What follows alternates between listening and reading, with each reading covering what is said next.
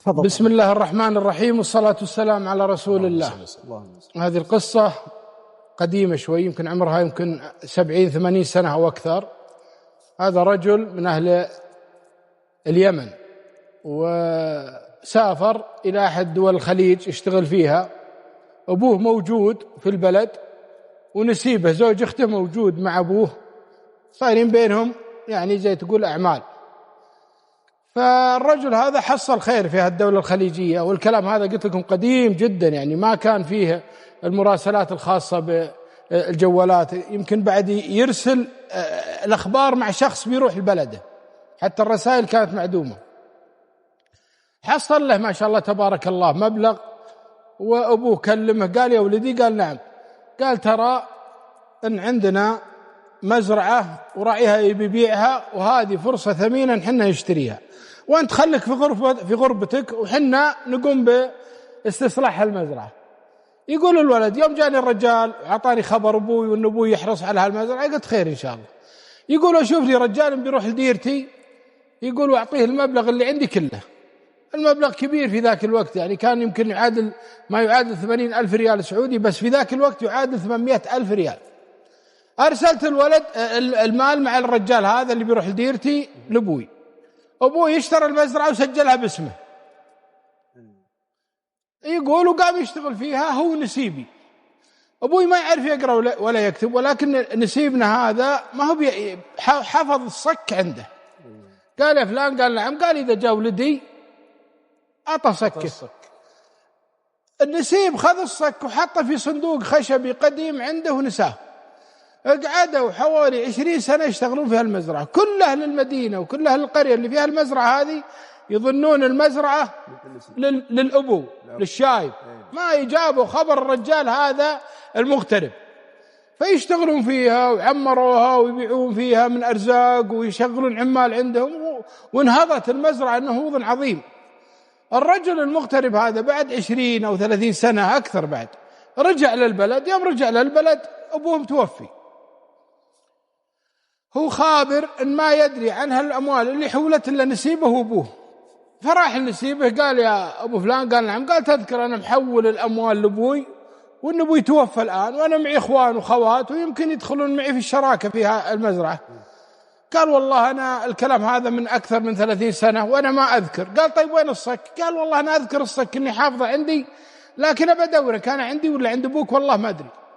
الولد راح لأخوانه وبلغهم أن المزرعة هذه هو اللي يدافع قيمتها وأنه محول المبالغ، وقالوا والله المزرعة هذه معروفة أنها لأبونا، وإذا أتيت بما يثبت أن المزرعة ملك لك أو صك فحنا نتنازل. وكان الكلام يعني مستقيم في هالموضوع.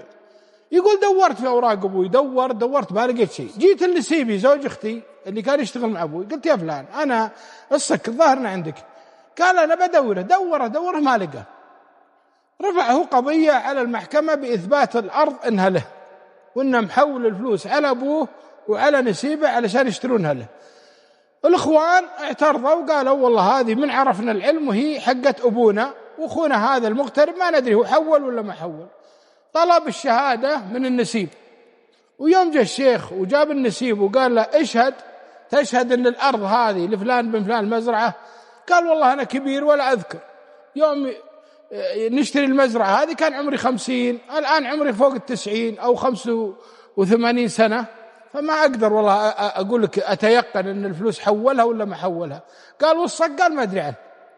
قال طيب تحلف أن حول فلوس؟ قال والله ما أقدر أحلف. زعل عليه نسيبه، وصارت بينهم وقفة نفس وزعل.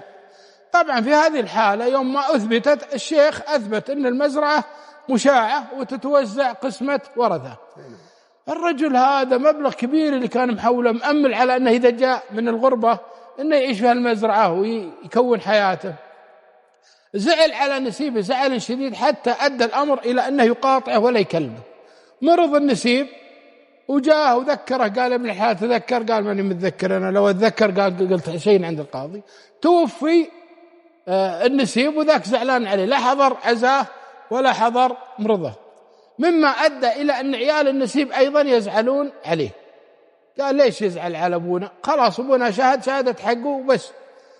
يوم خذوا 10 سنوات جو في بيت الخال هذا والنسيب عنده صندوق قديم، يوم فك الصندوق فاضي، لكنهم إذا خذوا الصندوق لقوا فيه صوت خرخشة، فيسمعون الصوت لكن ما يشوفون الشيء. آخر شيء جابوا لهم حداد وشق الصندوق من فوق، اتضح فيه حق الصك الحديد وفيه صك. يوم طلع الصك لا، الصك مثبت فيه الحقائق كاملة، ولا والله ان ابوهم يعني مو بعيدا عن يعني التهمة، انه داري ان الارض هذه. فواحد منهم راح الخاله قال يا خالي، قال نعم. هذا اللي يقص القصة واحد يقول جيت خالي يا خالي، قال نعم. قلت والله ترى الصك لقيناه ولقينا الحقائق كاملة فيه. قالوا شو عقبه؟ عقب ما توزعت الأرض ترى الرجال اللي جاء من الغربة راح للورثة كل أبوهم وشرى نصيبه، ورجعت المزرعة كاملة له بس بمبلغ جديد.